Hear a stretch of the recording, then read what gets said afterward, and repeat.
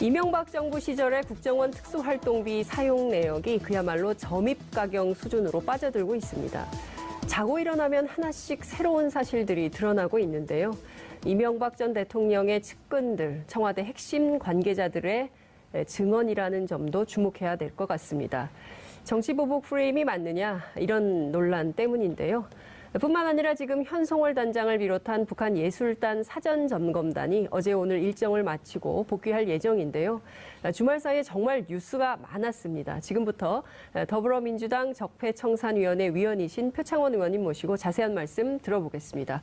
의원님 어서 오십시오. 안녕하세요. 네, 잘 지내고 계시죠? 네, 정신없이 지내고 있습니다. 정말 뉴스가 많이 쏟아지고 있습니다. 네. 특히 이제 2월 9일부터는 평창올림픽이 시작되기 때문에 정치인들의 노력과 역할이 훨씬 더 많아질 것 같은데요. 네. 하나하나 좀 여쭤보도록 할게요. 우선 오늘 아침 뉴스부터 말씀을 좀 드려야 될 것 같은데요. 대한애국당 네. 조원진 대표시죠. 보수단체 회원들이 서울역에서 그 인공기 그다음에 이제 김정은 위원장 그 화형식 이렇게 하고 플랜카드 태우고 뭐 이런 일이 있었습니다. 네. 경찰들이 이제 즉각 제지는 했는데요. 이거 어떻게 봐야 될까요? 의도적이고 계획적이죠. 대단히 치밀하고 계산적이고요. 네. 과거 우리가 북한이 예를 들어 핵 실험을 한다든지 미사일을 발사한다든지 네. 도발을 해서 자연스럽게 분노가 일어난 분들이 나오셔서 한 행동, 네. 그것과 대단히 다르다고 보셔야 됩니다. 지금 현재는 우리가 평창올림픽 성공 개최를 위해서 네. 북한 측에 참가를 요청해서 그들이 우리 요청을 받아들인 상태거든요. 네. 그래서 우리 초청을 받은 손님이 와 있는 상태인데 그렇죠. 그들에 대해서 이러한 행동을 한다는 것은 우선 뭐 북한에 대한 감정이나 남북관계, 북한의 도발 이런 건 둘째로 치고요. 네. 평창올림픽을 방해하겠다. 평창올림픽에 대한 북한의 참가를 바꾸든지 네. 분란을 일으키겠다. 네. 그럼으로써 이 정권을 흔들고 네. 그 반사 이익으로 네. 자신들이 원하는 것들을 얻겠다. 이러한 대단히 고도의 전략적인 행동이라고 봐야죠. 반사이익으로 고도의 이익을 얻을 게 뭐가 있을까요? 이런 행위로? 우선 직접적으로는 그들이 표방하는 박근혜 전 대통령에 대한 어떤 뭐 탄핵과 네. 재판과 기소 이런 부분들이 모두 잘못되었다라는 그런 부분에 대한 지지를 얻고 싶은 거겠고요. 네. 또 하나는 현 정권이 흔들릴수록 그 박근혜 전 대통령에 대한 어떤 이후의 사면이라든지 그런 조치들을 이끌어내기 쉽겠다는 판단일 수 있겠죠. 네. 그다음에 다가올 지방선거 이후에 각종 선거들에서 보수의 결집과 보수 세력의 확장 네. 그런 계산들이 좀 깔려 있다고 봐야죠. 보수 세력의 결집과 확장. 근데요, 아무리 이런 화형식을 한다고 해서 박근혜 전 대통령의 사면을 기대할 수 있을까? 전혀 별개의 사안 아닐까요? 긴 안목에서 아마 그러한 그 전략들을 구축하고 있는 것으로 보입니다. 지금 네. 당장은 우선 네. 흔드는 거죠. 네. 정권을 흔들고 대통령 지지율을 떨어뜨리고 그리고 평창 동계올림픽에 대한 방해를 함으로써 네. 어쨌든 이 정권이 하는 일마다 잘못된다, 문제가 일어난다라는 이미지를 자꾸 만들어내는 것이죠. 그것이 1차적인 목표이겠고요. 네. 그런 목표를 1차 달성을 하게 되면 네. 그다음에는 이제 대통령이나 집권당에 대한 지지율이 빠지면서 그 빠진 지지율이 어디로 가겠느냐. 그리고 원래 우리나라는 남북 대치 때문에 네. 보수 강세인 국가일 수밖에 없거든요. 네. 그럼 보수 세력이 남북 긴장이 고조가 되고 네. 북한에 대한 공격 분위기가 형성이 되면 다시 과거는 이제 조금 용서할 테니 보수 네. 잘해봐라라고 예. 하면서 보수 세력을 지지하는 지지율이 높아질 것이다라는 이런 계산들이 깔려 있을 수 있다는 거죠. 야, 근데 이거는 진짜 올림픽 정신에 위배되는 위배되죠. 당연히 위배되죠. 싶습니다. 네. 그러니까 지금 국제사회가 모두 평창올림픽을 주목하고 있는 이 마당에 국내 정치용으로 이렇게 보수 세력의 결집, 지방선거를 위해서 평창올림픽을 방해 놓는다, 회방 놓는다. 우리 국민들께서 동의할까 이런 생각이 좀 드는데요. 문제는 지난 연말까지만 하더라도 그야말로 일촉즉발의 전쟁 위기 네. 상황이었잖아요. 그러니까 전쟁 나냐 안 나냐 정말 그 위기 속에서 평창올림픽을 계기로 해서 남북관계가 급진전되는 이런 상황. 네. 어찌 보자면 너무 빠르게 진전돼서 우리 국민들도 아마 어리둥절한 이런 상황이 아닌가. 갑자기 막 현송월 단장이 내려오고 뭐 이런 상황이 됐으니까요. 그런데 자유한국당에서는 전혀 반기지 않는 것 같습니다. 네. 평양올림픽이 되고 있다. 그리고 제발 안 왔으면 좋겠다. 현송월이 오든 말든 관심 없다. 오히려 제발 오지 말았으면 하는 심정이다. 이런 논평이 나왔습니다. 어떻게 보십니까? 그 역시 맥락이 다 있죠. 네. 자유한국당도 자가당착, 자기 모순, 자기 번복이거든요. 네. 애초에 평창 동계올림픽을 유치한 것은 자유한국당의 전신입니다. 그리고 그 당시에 우리 야당들을 소유권 주장했잖아요. 유치했다고. 그렇습니다. 그리고 야당들을 설득을 해서 네. 평창올림픽은 평화올림픽이다. 네. 남북 화해 모드로 가자. 네. 같이 협력하자. 이래서 평창 동계올림픽 특별법을 네. 국회의원 96%의 찬성으로 네. 통과시킵니다. 그게 그 안에 2010년입니까? 2011년에 통과시켜 2012년에 발효가 되는 네. 거죠. 그리고 몇 번 개정이 있긴 했지만 네.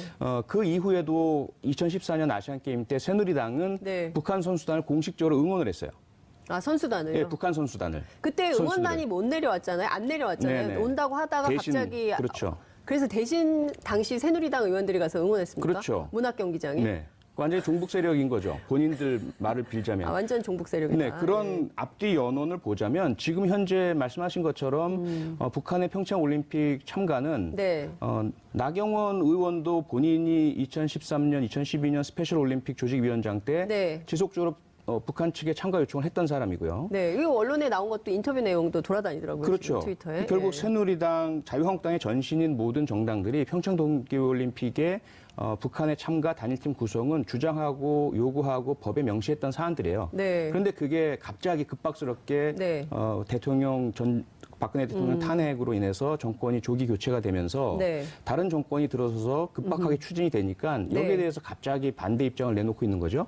그건 목전의 이익 때문에 어쩔 수 없다 치더라도 네. 그건 갑자기 자신들이 과거에 했던 것과 전혀 배치되는 행동이 되니까 예. 순간적으로 국민들의 불안 심리, 북한을 우리가 지금 이 시점에서 유엔 제재가 있고 네. 북핵 6차 실험까지 갔는데 예. 거의 ICBM급이 거의 개발됐다고 하는데 예. 이 상태에서 우리가 그걸 다 용서하고 받아들여줘도 돼? 라는 그렇죠. 당연히 국민들의 순수한 불안감 이 부분을 이용을 하는 거죠. 이걸 이 시점에서 이용하지 않으면 예. 문재인 정권 흔들기 힘드니까 네. 근데 그런 단기간 목표를 위해서 그런 선동 행위를 하다가 네. 결국 자신의 과거 행적들이 계속 대두가 되면서 네. 어쩔 수 없는 자가당착에 빠지게 되는 거죠. 그 우리 국민들이 옛날 같지 않아서요. SNS로 실시간으로 지난 여름에 그분들이 무슨 일을 했는지를 기록이 남아있기 때문에 그렇습니다. 전부 이게 네. SNS에 돌아다니면서 이제 앞말과 뒷말이 전혀 다른 그 모순적 행태를 국민들이 집단 고발을 하고 있는 상황이 아닌가 이런 생각이 좀 들더라고요. 그렇습니다. 더 네. 큰 문제는 네. 사실 평창 올림픽이냐 평양 올림픽이냐 네, 네. 이 레토릭 이 네. 말은 일본 극우 정치인 도쿄 도지사죠. 예. 고이케인가요? 예, 고이케. 그 사람이 했던 말과 똑같은 말이에요. 그렇습니다. 그리고 그 일본 극우 정치인들이 말하는 것과 지금 계속 싱크로율이 거의 100%에 일치하거든요. 그러니까요.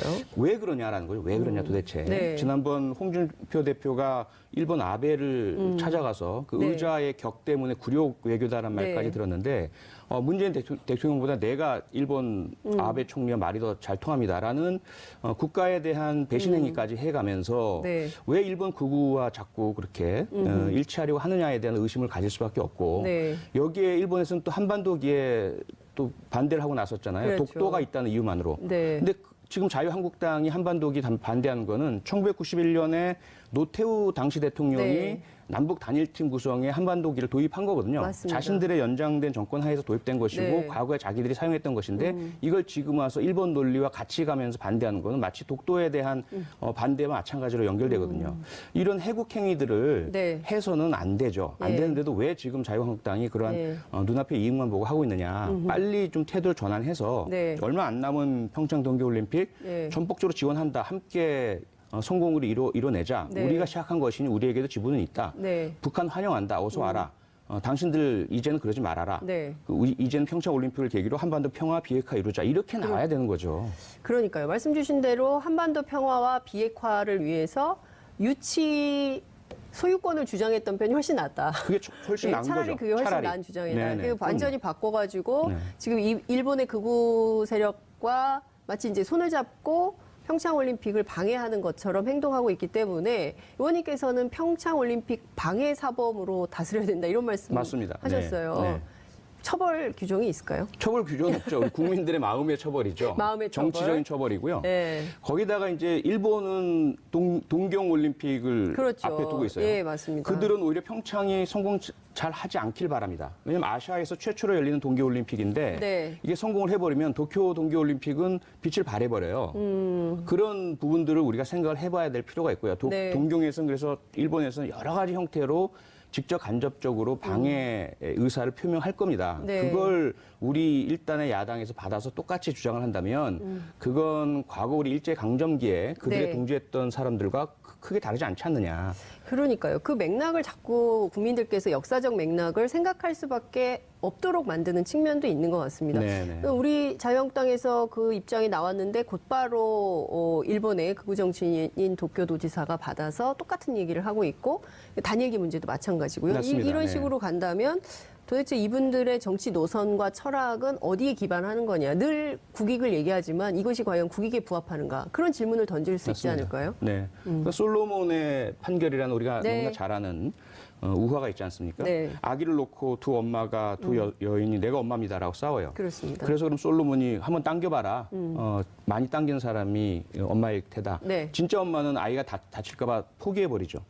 지금 평창 동계올림픽의 성공이라는 아기를 네. 과연 누가 더 성공하도록 노력을 하느냐로 봐야 됩니다. 예. 지금 자유한국당이나 일단의 그 무리들은 계속해서 이상한 이야기를 하면서 네. 평창 동계올림픽이라는 아기가 상하는 행동들을 하고 있어요. 그건 진정한 국익, 진정한 애국, 네. 진정한 민족주의적 행동이 아닌 거죠. 아시아에서 우리가 평창올림픽은 처음 아니고요. 삿포로 올림픽이 있었다는 예, 삿포로 말씀을 올림픽이 좀 있었죠. 미리 네, 드리겠습니다. 사실 확인. 예, 어쨌든 지금 저희가 이 평창올림픽 얼마 안 남았고 사실은 우리에게 굉장히 중요한 올림픽이고 네. 이게 이제 올림픽 행사로서 성공하는 것도 중요하지만 이후의 남북관계 그리고 한반도의 항구적인 평화체제가 들어서느냐 안 들어서느냐 그 길목에 서 있는 거거든요. 네네. 우리 운명을 바꿀 평창올림픽 그래서 평창체제 평창 이후에는 완전히 체제가 달라져야 된다. 이런 얘기도 나오는데 자유한국당이 너무 국내 정치에만 몰입해서 하는 거 아니냐 이런 비판이 나오고 있는 것 같습니다. 그렇습니다. 예, 네. 그 문제는 저희가 계속 좀 주목해서 보도록 하고요. 이명박 전 대통령 특수활동비, 그러니까 네. 국정원의 특수활동비 문제가 계속 불거지고 있습니다. 심지어 김윤옥 여사의 어떤 관계된 의혹도 나오고 있는데요. 관저로 배달됐다는 의혹까지도 나오고 있습니다. 자, 우선 전반적으로 이 특활비 의혹은 의원님께서는 좀 어떻게 보세요? 지금까지 쭉 과정을 놓고 보면 이 혐의 사실이 계속 밝혀지고 있는 거 아니겠어요? 네네. 측근들에 의해서. 네. 예. 우선 시작은 박근혜 전 대통령 당시의 국정농단, 네. 국정원의 정치 개입, 네. 그 국정원의 비정상적인 운용에서부터 시작이 됐죠. 그래서 왜 국정원이 이렇게 망가졌느냐. 네. 국정원을 바로 세워야만 국가안보가 제대로 설 것이고 그리고 대북 관계도 제대로 잘 풀릴 테니까요. 네. 그 부분부터 시작이 되었는데 네. 갑자기 이제 특활비가 발견이 되어 버린 거예요. 그렇죠. 그 전 국정원 기조실장이 청와대 몰래 007 가방에 현금을 들고 가서 네. 문고리 3인방에게 그렇죠. 수억 원씩 전달하는 네. 거기다가 국회 탄핵 소추 의결이 된 이후에도 네. 더 많은 돈을 가져와라고 해서 받았다라는 이런 사실들이 드러나기 시작을 하면서 네. 도대체 이게 왜 이렇게 된 건가? 그럼 그 이전에 없었느냐? 네. 라는 것들을 밝혀내는 과정에서 이명박 전 대통령도 그런 특활비를 받았었다라는 네. 것이 드러나게 되고요. 거기에다가 민간인 사찰 의혹이 대단히 심각했었지 않습니까? 그렇습니다. 그 당시에 그 내부 고발자 네. 장진수 주무관이 폭로를 또 했지 않습니까? 네. 자신을 무마시키기 위해서 그렇습니다. 그 관봉이라고 흔히 이야기하는 예, 예, 은행에서 예. 딱 띠가 둘러져서 그러니까요. 그 프린트까지 다 된 된 돈이 돈. 5천만 원이 자기한테 네. 왔고 이걸 받고 입을 닫아달라. 그런데 그 돈이 도대체 어디서 왔느냐? 그 당시에 연루가 되었던 비서관이었던가요? 네. 그분은 장인이 준 돈이다. 그러니까 장인이 자기가 준 돈이라고 했죠. 그 개인 사적인 돈이다라고 얘기했지만 지금 진술이 바뀌면서 사실 네. 그 돈이 네. 국정원 특활비다라고 그렇습니다. 이어지고 있습니다. 네, 이런 오늘 전반 피해자 신분으로 전환이 돼서 그렇죠. 검찰 조사를 받게 됐죠. 네, 이 전반적인 흐름을 보셔야 돼요. 네. 그래서 처음부터 이명박 대통령의 특활비 의혹을 보겠다 이렇게 시작된 것은 전혀 아니고요. 네. 박근혜 전 대통령 탄핵의 가장 중요한 사유 중에 하나인 국정농단, 네. 특히 국정원의 개입 네. 이 부분에 대한 것들을 밝히다 보니 어쩔 수 없이 드러난 것이거든요. 네. 그걸 덮을 수는 없잖아요. 그렇죠. 그건 뭐 직무유기가 될 수밖에 예. 없고요. 그런 부분들을 우리가 분명히 알아야 되겠죠. 그런데 이명박 전 대통령의 측근들은 문재인 정권 초기에 이런 말이 나옵니다. MB를 가만두지 않겠다고 말한 문재인 대통령의 측근이 있다. 이게 일종의 표적 수사, 그러니까 그 정치 보복 논리인데요. 그러니까 김두 수석 같은 경우에도 얼마 전에 라디오 인터뷰에서 핵심 멤버 몇 명이 있다. 5인, 7인 뭐 이런 얘기를 하는 사람들도 있다라고 계속 얘기를 하고 있거든요. 이게 근거 있는 얘기로 들리십니까? 어떻게 보십니까? 모르겠습니다. 근거가 있을 수도 있겠죠. 그러면 밝히셔야죠. 저는 누군지 네, 정확히. 그럴 수도 예. 있다고 봐요. 뭐 완벽할 수는 없고요. 네. 만약에 그런 생각을 가지고 있는 사람이 네. 청와대든 어디든 근무하고 있다면 네. 그 사람들은 밝혀지고 나와야 된다고 봅니다. 밝혀지면 나와야 될 네, 그럼요. 책임지고 이런 그럼요. 얘기를 했다면 예. 공적인 직무를 수행하는 자가 예. 사적인 복수심을 가지고 예. 공공연하게 떠들고 다니면서 예. 마치도 권력을 잡았으니 우리가 이제는 과거에 너희들이 했던 거 갚아줄게라는 식으로 엄포를 놓고 다닌다. 네. 그 사람은 공직 수행할 자격이 없는 사람이죠. 예, 있다면 이런 사람이 네, 만약에 그런데 그것이 아니고 네. 그냥 넘겨짚어서 네. 그런 사람이 있겠거니라는 짐작에 이런 얘기를 하고 다닌다면 네. 그건 그들 스스로가 자가당착이고요. 근거를 네. 밝히지 못하고 누구인지를 밝히지 못한다면 네. 그건 국민을 속이기 위한 선동행위로밖에 볼 수 없는 거죠. 말씀 주신 대로 이게 구체적인 사실이 없이 국민을 선동을 하고 있다면 이 자체로도 명예훼손에 해당되는 건 아닐까요? 글쎄, 그건 좀 법적으로는 애매할 겁니다. 왜냐하면 네. 특정인에 대해서 주장한 게 아니니까 두루뭉술하게 네. 뭐 측근 중에 5, 6명이 이런 사람들이 네. 있다더라 예. 라는 식으로 얘기한다면 그가 네. 누구인지 밝히지 않는 한 그 자체가 예를 들어 정권 전체 명예를 훼손할 수 있겠지만 정권은 명예훼손의 피해 대상자가 아닙니다. 네. 법적으로. 그렇게 될 수가 없는 거죠. 그렇군요. 그러니까 단지 예를 들어 우리가 가짜뉴스 처벌법 등 허위사실 유포에 대한 네. 뭐 처벌 법규가 있다면 그것으로 인해서 처벌을 받을 수 있겠죠. 네. 근데 지금 이 행위는 자신들이 허위사실 만들어서 유포하는 행위까지는 구속 요건에 해당되지는 않는 것 같고요. 그 행위의 어떤 윤리성, 정당성 네. 이 부분에 대한 비난을 받아야 되겠죠. 이제 일테면은 이제 그 MB 시절의 고위 공직자들 그리고 또 하나는 이제 보수 언론들도 그렇게 프레이밍을 하는 것 같아요. 이를테면 MB와 뭐 친노의 뭐 악연 정치라든가 뭐 22년간 이어진 악연이라든가 뭐 이제 이런 보도들이 계속 나오면서 그럴 개연성이 있다. 또 마침 이명박 전 대통령이 그 본인 성명을 통해서 그 노무현 전 대통령의 죽음을 거론을 했거든요. 네. 그래서 이게 정치보복이라고 아예 규정을 해버렸기 때문에 오히려 그것이 먹히는 측면도 있지 않냐라는 얘기도 나오거든요. 정치권 안에서는 좀 어떠세요? 일부 먹히고 있죠. 하지만 그것은 일부에 그칠 수밖에 없고요. 네. 지금 그 이명박 전 대통령의 그 담화문, 입장문, 네, 입장 발표와 네. 관련해서는 이미 다양한 해석들이 나왔는데 네. 효과는 그다가 없었다. 효과 없었다. 예, 첫째 질문을 받지 않았잖아요. 그렇죠. 그리고 구체적인 반박 근거를 제시하지 않았어요. 네. 그 다음에 그 노무현 전 대통령을 거론하면서 네. 그로 인해서 친노 반노의 정치적 네. 보역 대결을 네. 의도했지만 네. 사실 지금 상황은 이명박 전 대통령과 박근혜 전 대통령 사이에 서로 물고 뜯고 탄핵을 향해서 양진영이 엇갈렸고 네. 이런 상황인데 네. 단지 노무현이라는 이름을 올린다는 것만으로 이명박을 위해서 보수가 뭉쳐준다? 그럴 수 있는 상황이 절대로 아닙니다. 거기에다가 박근혜 전 대통령은 그래도 박정희 전 대통령 이 보수 내의 상징적인 네. 그 지지 세력들이 늘 있어 왔죠. 네. 이명박 전 대통령은 아니거든요. 그래서 그런 어떤 전반적인 정세에 대한 판단 착오가 아니겠느냐. 네. 하지만 정치 보복이라는 그 프레임 거기에다가 다른 것을 비슷하게 가서 이렇게 대치시켜 놓는 효과. 네. 그러면서 과거에 이명박 자기가 노무현 전 대통령에 대한 보복한 건 인정했지만 네. 지금 벌어지는 것도 똑같다라고 이야기하니 예. 뭐 그런 것 같기도 해라는 식의 어떤 예. 국민들의 어떤 관심과 동의 이런 부분들이 조금은 생겨난 것 같습니다. 네, 근데 제가 보기에는 아무리 이런 프레임을 만들려고 해도 그러니까 국민들께서 예전과 다르기 때문에 그럼요. 이런 프레임이 먹혀들지는 않는다. 그러니까 아무리 노력을 해도 통하지 않는 것 같다. 그러니까 뭐 굉장히 거창한 글을 올려도 페이스북에 보면 전부 막 비판 댓글이 쫙 달려 있더라고요. 현미경으로 들여다보고 그러니까요. 여러분이 각자 자기 분야에서 또는 자기가 아는 사실들을 말씀하시니까 그 네. 집단지성의 힘에 네. 어떤 권력자도 천재도 당해낼 수가 없습니다. 예. 그런데요, 국민들께서 의혹을 갖고 있는 게 지금 이명박 전 대통령뿐만 아니라 부인이신 김윤옥 전 여사, 김윤옥 여사의 그 명품백 논란이 또 있어요. 이제 네. 박홍근 의원께서 주장을 해서 지금 이제 명예훼손 혐의로 고소된 상태인데 네. 이건 좀 어떻게 보십니까? 우선 사실과 추정, 이걸 좀 분리해 봐야 될 것 같고요. 사실과 추정. 네, 예. 사실은 드러난 것은 국정원 특활비 중에 일부가 네. 10만 달러라는 그렇죠. 외화가 예. 김희중 전 실장에 의해서 네. 관저, 그러니까 예. 뭐 제2부속실이나 업무를 보는 공간이 아니라 네. 사적인 주거 공간인 주거 공간이죠, 예, 관저. 관저로 전달이 되어서 네. 그 김윤옥 당시 네. 영부인 여사의 수행을 하는 보조하는 한 행정실 직원에게 전달이 되었다. 그렇죠. 이것은 이제 진술에 의해서 예. 확인된 사실인 것 같아요. 예, 김희중 실장이 이제 인터뷰한 내용인 거죠. 네, 검찰에서 언론에. 밝혔다고 그렇죠. 했고요. 예. 그래서 그로 인해서 대질 신문이 벌어졌다는 보도도 나왔죠. 이루어졌죠. 예. 그러면 그 돈이 어떻게 사용되었느냐에 대해서는 추정이죠. 네. 확인된 것은 없고 아직까지 제시된 증거는 없는 것 같아요. 네. 근데 그 추정 중에 그 시기와 당시 방미 일정 등을 감안한다면 네.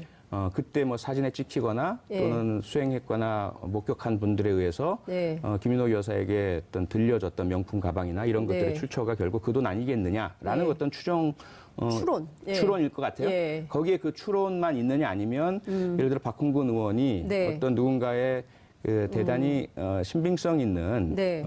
어떤 증언, 제보 이런 것들을 가지고 있느냐. 네. 여기에 따라 무게는 좀 달라질 수 있겠죠. 네, 그러니까 어쨌든 중요한 것은 그 지금 상황에서는 그 여성 행정관이 본인은 그런 적이 없다, 돈을 받은 적이 없다라고 부인을 하고 있어서 사실관계를 좀 밝혀봐야 되겠지만 예를 들어서 그 10만 달러로 그러니까 그 한국 돈을 달러로 바꿔가지고 예컨대 뭐 사적으로 유용을 했다면 그것이 사실이라면 이거는 이분도 처벌받아야 되는 대상은 아닙니까?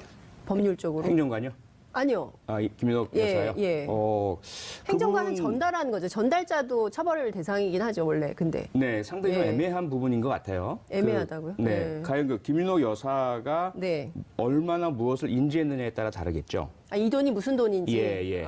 그리고 국정원 특활비인지 모르고 받았을 수도 있다? 네, 이건 글쎄요. 그분에 대해서 법적인 부분이 뭐 물론 네. 밝혀져야 되겠죠. 네. 그래서 어쨌든 지금 준 사람이 인정을 했기 때문에 네. 받은 사람의 부인과 준 사람의 진술, 예, 예. 이제까지 뇌물 사건 수사에 있어서는 네. 홍준표 전 대표 등 극히 일부의 사례를 제외하고는 예. 뇌물을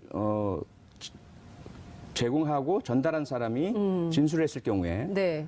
그 범죄 성격의 특성상 뭐 사진이나 이런 물증이 없다 하더라도 네.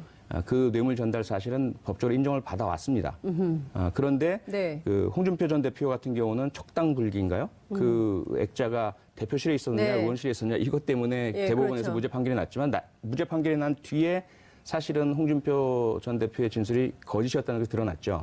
그럼 지금 이 사건에 있어서도 일단 김 전 실장이 네. 주었다, 전달했다라는 진술이 나왔어요. 그건 네. 자기가 범죄 혐의를 인정한 불이익을 거. 예. 받으면서까지 한 진술이란 말이죠. 예. 그럼 그 구체성과 어떤 그 장소, 시간 등에 있어서의 사실관계만 정황만 확인된다면 네. 이건 받았다고 이제 주장되는 사람, 그 사람이 난 안 받았다라고 하더라도 예. 그건 범죄 혐의 입증 거의 될 것으로 보입니다. 네. 문제는 그럼 그 사람이 스스로가 착복했느냐 그러면 네. 김윤옥 전 여사에게 예. 전달하지 않았을 수도 있거든요. 배달 사고 소위 말하는. 행정관이 그냥 네. 예.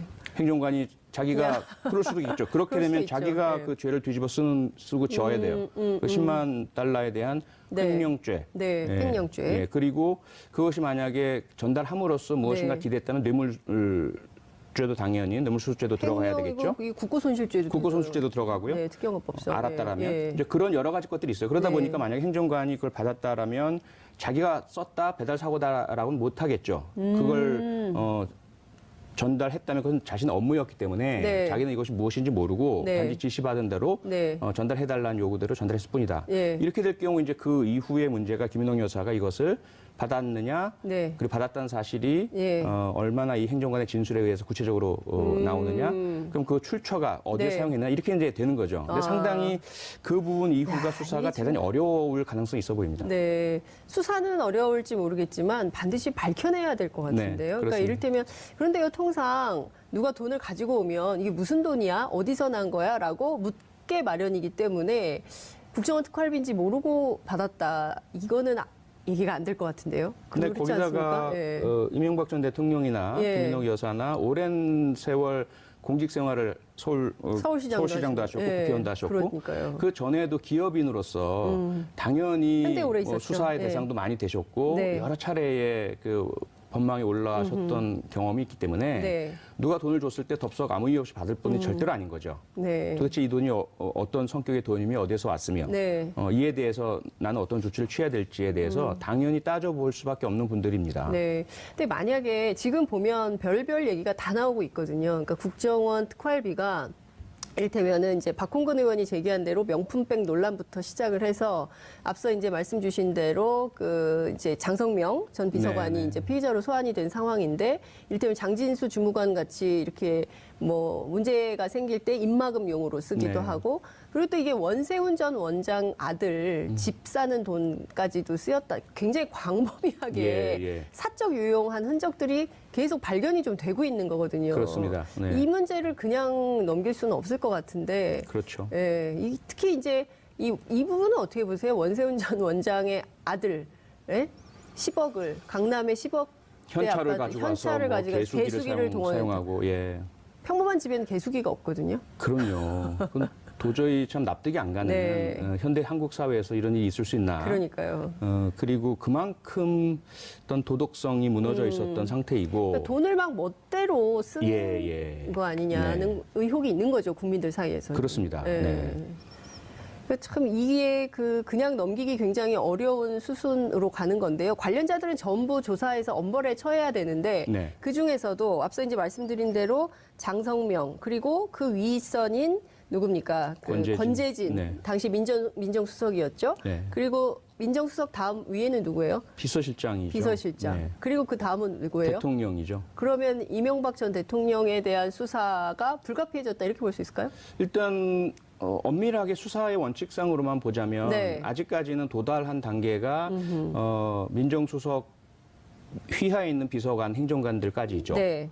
그래서 민정수석에 대한 수사가 필요하냐에 대한 판단을 해야 될 것 같고요. 네. 그런데 말씀하신 것처럼 그런 수사의 원칙상을 벗어나서 네. 자유로운 합리적 추론을 한다면 이게 거기에서 과연 뭐 민정수석 선에서 이루어진 일일 수 있겠느냐 네. 도대체가 거기다 총리실까지 연관되어 그렇죠. 있고요. 예. 관저라든지 부속실까지 네. 연관되어 있는 부분이라서 민정수석의 범위를 넘어서는 영역에서 이미 확인이 되어 있거든요. 네. 국정원도 그렇죠. 예. 그렇다면 당연히 민정수석의 상관인 비서실장 그리고 전반적인 책임을 지고 이걸 몰랐다면 너무나 무능한 대통령일 테고 네. 그리고 대단히 꼼꼼한 성격의 대통령님은 우리 모두가 다 알잖아요. 네. 그런데 꼼꼼한 대통령. 전혀 그 대통령 그 꼼꼼한 분이 모르는 상태에서 부하 직원들에 의해서 이 엄청난 국고 손실이 있었다. 이건 네.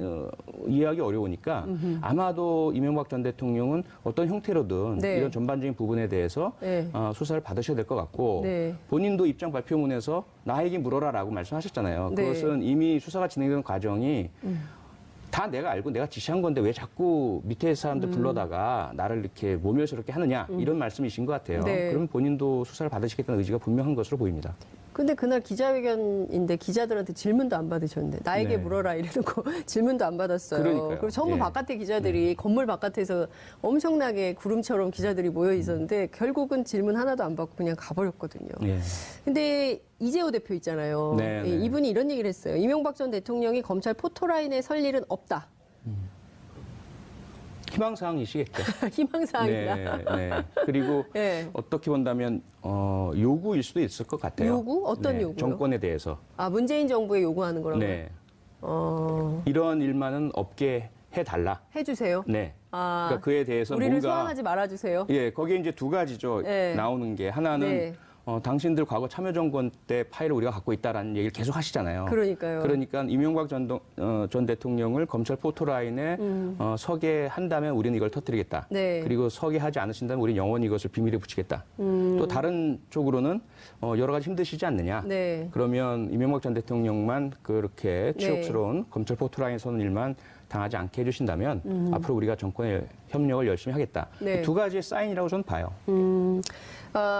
그렇게 하지 말아주세요라는 당부의 성격이 훨씬 크다 이런 네. 말씀 좀 주셨는데, 근데 국민들은 자꾸 어쨌든 이명박 전 대통령 측 그리고 또 이제 자유한국당 측에서 정치보복 프레임을 내세우기 때문에 혹여라도 김대중 노무현 시절에도 두 정부 시절에도 민주정부 10년간에도 국정원 특활비를 마치 통치자금이라고 표현되는 이런 방식으로 쓴 거 아니야? 라는 의혹을 갖고 계신 분들도 있을 수 있어요. 네네. 예, 그런데 얼마 전에 이종찬 전 국정원장이 인터뷰를 했는데 김대중 대통령께서 절대 손대지 말라고 하셨다. 네. 이런 얘기도 했고 문재인 대통령도 비서실장을 지냈기 때문에 그런 일은 없다라고 주장을 하는데도 네. 계속 이 얘기를 하고 있는 거죠. 그럼 어떻게 봐야 됩니까? 이해하기 힘든 게 두 가지죠. 네. 하나는 그 당시에 네. 그 국정원과 대통령 간의 관계를 보시면 아시잖아요. 독대를 안 하겠다라고 실제 그렇죠. 독대도 전혀 독대도 이루어지지 안 했죠. 않았어요. 예. 국정원에 대해서 어떠한 요청도 하지 않았고 국정원을 위해서 어떤 네. 것도 해주지도 않았어요. 네. 그러니까 국정원이나 검찰은 대단히 불만을 많이 가지고 있었고 그 정권에 대해서 네. 이후에 보복을 네. 했다라고 우리가 느끼고 있는 여러 가지 조치들을 취하죠. 네. 그게 하나고요. 네. 또 하나는 이명박 박근혜 정권이 네. 과연 그런 국정원 특활비 문제가 있는 것을 알았다라면 그냥 가만뒀겠느냐라는 거죠. 그렇게 하나하나 밝혀내고 블랙리스트 작성하고 네. 불이익을 주고 갔던 네. 그 꼼꼼한 정권인데 그러한 불법 행위가 있었다는 것을 안다면 더군다나 네. 노무현 전 대통령이 이미 이명박 당선자 시절에 당선자와 서로 구두 협의해서 네. 내가 집필을 좀 하려고 하니 네. 이 대통령 기록물을 좀 원활하게 쓸 수 있도록 해주시오. 네. 그럼 얼마든지 그건 하십시오. 이렇게 해놓고선 네. 그 대통령 기록물을 무단 반출했다고 막 공개하고 그랬죠. 수사하고 난리가 맞아요. 났었잖아요. 맞아요. 이런 정권인데 맞아요. 과연 예, 예. 국정원 특활비를 그렇게 받고 썼다는 것을 알았다면 네. 가만히 있었겠습니까? 전혀 저는 그건 말도 안 그분은 되는. 절대 그런 분이 아니다. 예. 그러실 분이 아니다. 네. 각하는 절대 그럴 분이 아니다. 이런 말씀 주신 걸 이해하겠습니다. 지금 민주당 적폐청산위원회에서 계속 활동을 하고 계시는데요. 네. 이 국정원의 특활비 문제뿐만 아니라 지금 보면 여러 다스 의혹, BBK 의혹, 또 이 댓글 사건, 사이버 사령부 문제 뭐 여러 가지가 있는데 롯데월드 타워 인허가 과정 이거 네, 감사해달라고 감사 청구하셨어요. 네. 어떤 결과 받으셨어요? 아니요. 아직까지는 결과를 안 받았고요. 감사원의 감사 착수의 경로 네. 중에 보면 국민감사 청구가 있고 그다음에 인지가 있고 네. 정기감사가 있고 네.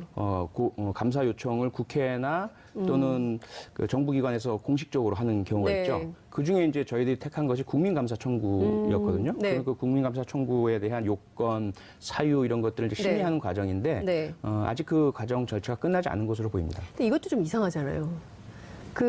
이게 성남공항 네. 때문에 안전 문제 때문에 안 됐던 건데 이명박 정부 시절에 이게 네. 됐거든요. 네. 그렇기 때문에 이 과정에서 또 다른 뒷거래가 있지 않았겠느냐는 국민적 의혹이 있습니다. 그렇습니다. 네. 네, 이것을 적폐청산위원회에서 밝혀주셔야 될 것 같아요. 그러니까 저희가 할 수 있는 것까지는 조사를 했는데요. 네. 이미 언론에 보도된 것들도 네. 있고요. 네. 그 말씀하신 것처럼 서울공항이라는 곳이 우선은 수도권 방공, 그렇죠. 이 공중을 방어하는 최전방 요충지죠. 네. 거기에다가 대통령 전용기 네. 공군 1호기가 그렇습니다. 이착륙하는 곳이고 네.